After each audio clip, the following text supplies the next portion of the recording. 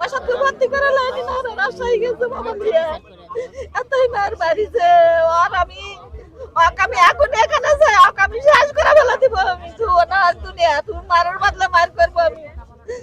এতই আমার ঝালক মারিছে নির্যাতন করেছে বাবা আমার জীবনে সহ্য হচ্ছে না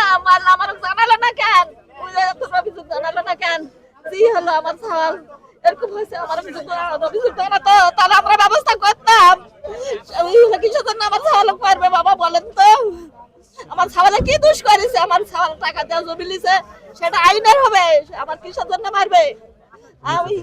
কিসের জন্য আমি বিকালবেলা আসছিলাম ওখানে তো ওই রাজু বিমল বলিচ্ছে কি দিয়ে হলো ওই সাজানোর প্রয়োগ বলিচ্ছে যে তোমরা হাসা আর গালাগালাজ করেছে তাই জন্য আমি হলো মারিছি